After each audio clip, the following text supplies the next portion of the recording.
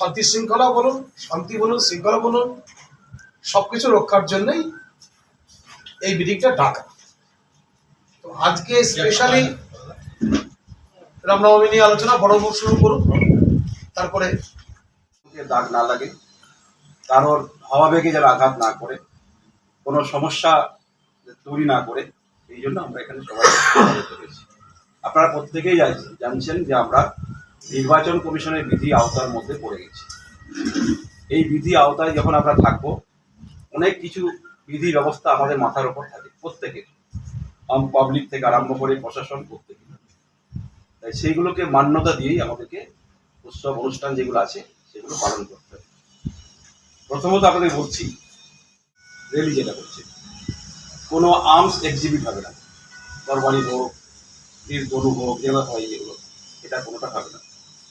DJ বাজবে না, এবং এমন কোনো স্লোগান হবে না যেটার থেকে সমস্যা তৈরি হতে পারে, যেটা বিতর্কমূলক স্লোগান বলে যেগুলো, সেগুলো কিন্তু এই র্যালি থেকে কোনোটাই উচ্চারিত হবে না।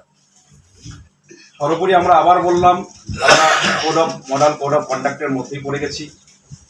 তাই প্রত্যেকটা যারা পার্টিসিপেন্ট থাকবেন তাদের উদ্দেশ্যে বলা হচ্ছে কোনো পলিটিক্যাল স্পিচ দেওয়া যাবে না। চলেছে এখানে এখনো পর্যন্ত আমার কাছে খবর 4টে জায়গা হচ্ছে, 1 লোকপুর, 2 লোকপুর, 3 শহরভাঙা, 4 নাম হচ্ছে সারসা। এরপর ছোটখাটো বিভিন্ন মন্দিরে নিজেদের মতো আমাদের বলে না, ওইভাবে তো হয় নাই, আমাদের তো এইভাবে বলেনি।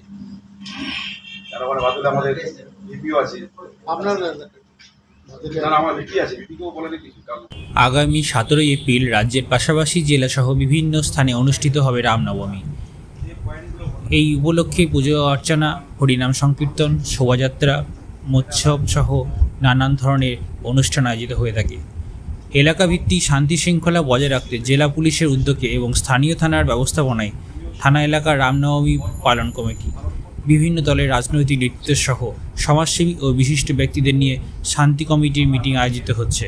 সেইরূপ লোকপুর থানার ব্যবস্থাপনায় সোমবার স্থানীয় থানা চত্বরে একটি শান্তি কমিটি মিটিং অনুষ্ঠিত হয়। সেখানে সরকারি নির্দেশিকা মেনে এবং শান্তি শৃঙ্খলা বজায় রেখে রামনবমী পালন করার আহ্বান জানানো হয় পুলিশের পক্ষ থেকে। এছাড়াও বলেন, অস্ত্র সহযোগে শোভাযাত্রা নিষিদ্ধ, ডিজে বক্স বাজানো কঠোরভাবে নিষিদ্ধ, মদ খেয়ে মাতলামি করলে তার জন্য আইনানুগ ব্যবস্থা গ্রহণ করা হবে।